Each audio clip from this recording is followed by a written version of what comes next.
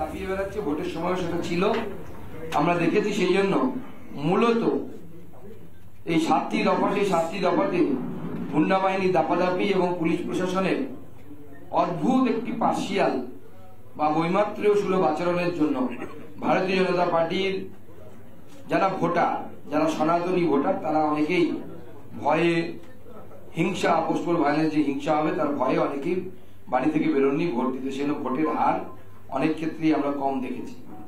তারপরেও 2021-এর থেকে আমাদের ভোট বেড়েছে, 2,33,00,000 ভোট আমরা পেয়েছি।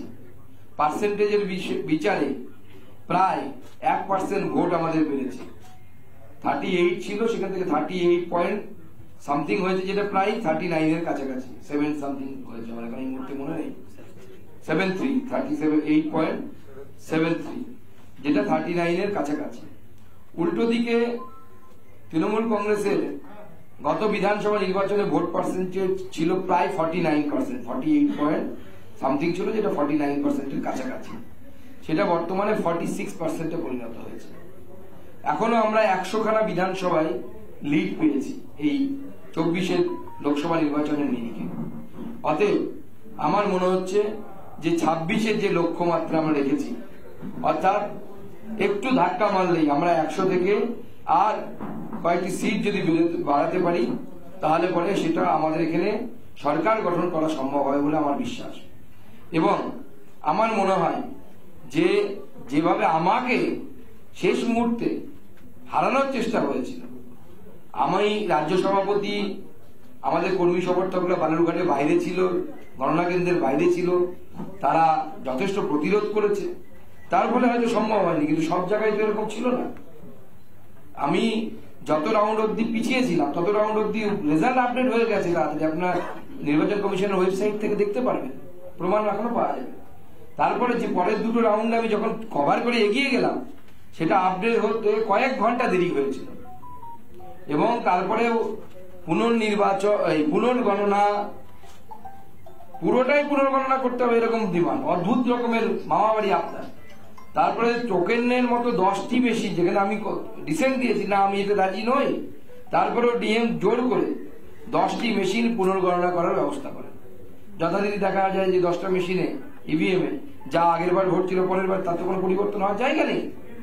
তো স্বাভাবিকভাবে তারপরে প্রশাসন বাধ্য হয় আমাকে সার্টিফিকেট দিতে।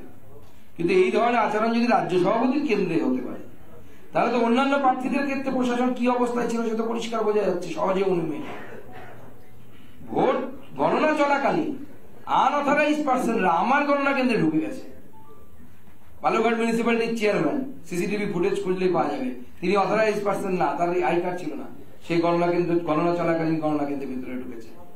গঙ্গারামপুর মিউনিসিপ্যালিটির চেয়ারম্যান, অথরাইজ না, তার আই কার্ড নেই, সে ঢুকেছে। সিসিটিভি চেক করার জন্য আমি চ্যালেঞ্জ করছি প্রশাসনকে, হয় তারা বলবে সিসিটিভি খারাপ হয়ে গেছে, অথবা সিসিটিভিতে দেখা যাবে, দুটোর মধ্যে কোনো একটা, যে তারা ঢুকেছিল। তো এই পরিস্থিতি যদি হয়, তো ভোটের নামে তো এখানে প্রহসন করার চেষ্টা হচ্ছে। তাও আমার মনে হয় যে এই ফলাফল মানুষের যে মতামত, তার পুরো প্রতিফলন নয়। কেন্দ্রীয় বাহিনী সক্রিয় থাকার কারণে ভোটের দিন হয়তো হিংসায় প্রাণহানি হয়নি, কিন্তু রাজ্য সরকার এবং রাজ্য সরকারি যে বেশিরানি, তারা সর্বতভাবে চেষ্টা করেছে যে যেন ভোট নিরপেক্ষ না হয়।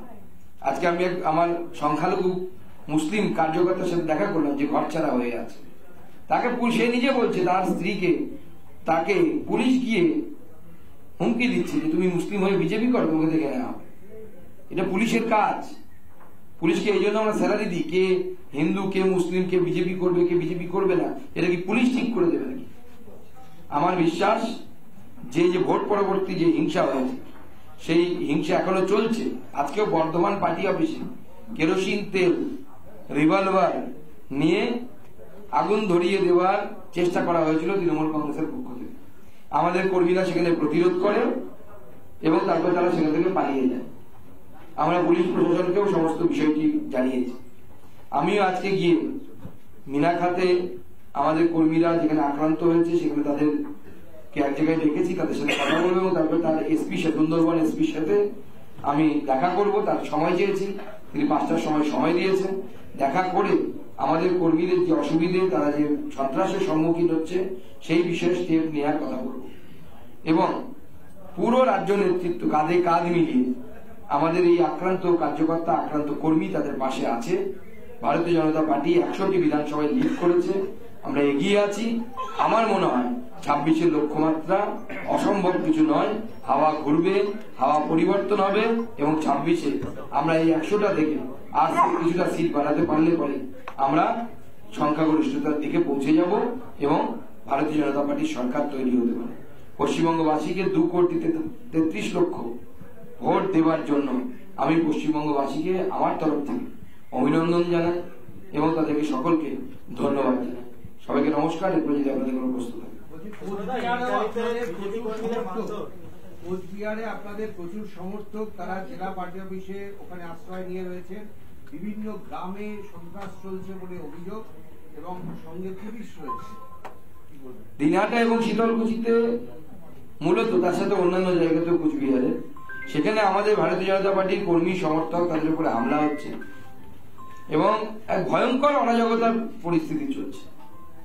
আমি শুনেছিলাম যে মুখ্যমন্ত্রী 29টি সিট পেয়েছেন, তাকে তার জন্য অভিনন্দন জানাই, কিন্তু great power always brings great responsibility.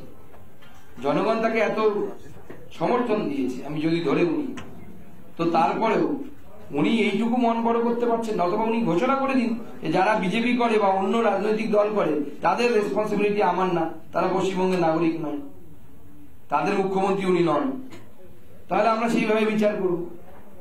আমরা রাজ্য প্রশাসনকে ভারতীয় জনতা পার্টির তরফ থেকে আমরা আবেদন জানাচ্ছি যে আপনারা উপযুক্ত স্টেপ নিন। গণতন্ত্রে হিংসা কাম্য নয়। অন্যান্য রাজ্যে তো ভোট হয়েছে, মধ্যপ্রদেশে 29-এর 29খানা সিট বিজেপি জিতেছে। কোথায়? সেখানে তো কোনো কংগ্রেস কর্মী, আমাদের বিরোধী যারা আছে তারা তো বলছে না যে তাদের উপরে হামলা হচ্ছে বা তারা বাইরে কোথাও লুকিয়ে আছে। গুজরাটে 1টি সিট বাদ দিয়ে সবকটি সিট আমরা জিতেছি। কোথায়? সেখানে তো আমাদের বিরোধী যারা আছেন কংগ্রেস বা তারা তো কোথাও বলছেন না যে তাদের বাড়ি ছাড়া হতে হয়েছে। দিল্লি 7-এর 7টি আমরা জিতে গেছি, সেখানে তো আপ কর্মীরা বলছে না যে আমাদের ঘর ছাড়া করা হয়েছে। পশ্চিমবঙ্গে কেন এই ধরনের ঘটনা ঘটবে? এই শতাব্দীতে গণতন্ত্রের উৎসবের পর যদি এই ধরনের ঘটনা ঘটে, তো মানুষের তো গণতন্ত্রের উপর থেকে বিশ্বাস চলবে। সুকান্তদা, সন্দেশখালী অনেকে যারা আক্রান্ত তারা আশ্রয় নিয়েছে মহেশ্বরী সদনে। সন্দেশখালীর এমএলএ সুকুমার মাহাতো এলাকায় এলাকায় মাইকিং করাচ্ছেন যে কোন রকম ভোট হিংসার সঙ্গে তৃণমূল যুক্ত নয়। যদি কেউ ভোট হিংসার শিকার হন, বিধায়কের সঙ্গে যোগাযোগ করার কথা বলা হচ্ছে, থানার সঙ্গে যোগাযোগ করার কথা। বিধায়ক থানার সাথে যোগাযোগ করবে কি করে? থানায় তো হিংসার সময় সাথে থাকছে। কুচবিহারে যখন দেখা যাচ্ছে যে হিংসা হচ্ছে বা বিজেপির উপর আক্রমণ হচ্ছে, তখন সঙ্গে পুলিশ যাচ্ছে। এই পরিস্থিতিতে পুলিশের উপর মানুষ বিশ্বাস রাখবে কি করে? আমরাও তো আশা করেছিলাম যে হ্যাঁ, তৃণমূল কংগ্রেস হয়তো 21 সালে শিক্ষা থেকে, মানে ঘটনা থেকে শিক্ষা নিয়েছে, এরপরে হয়তো সন্ত্রাস হতে দেবে না তারা, কিন্তু এখনো পর্যন্ত সেই ধরনের কিছু দেখতে পাচ্ছি না। সুকান্তদা, ইন্ডিয়া জোটের বাকি সদস্যরা ধীরে চলো নীতি নিলেও তৃণমূল কংগ্রেসের অতি সক্রিয়তা। অভিষেক বন্দ্যোপাধ্যায়ের বক্তব্য, বিজেপির অনেক সাংসদ আমাদের সঙ্গে যোগ রাখছেন, এত কেন সক্রিয়তা ইন্ডিয়া? মানে ভয় পাচ্ছেন মোদী সরকার তৈরি হয়ে গেলে আবার চোরদের ধরা শুরু হলে ওনাকেই তো সবার আগে জেলের ভেতরে যেতে হবে, সেজন্য ভয়ে আছে। তো কোনো অবস্থাতে যেন মোদীজি সরকার তৈরি করতে না দেওয়া, অন্যদের তো অতটা ভয়।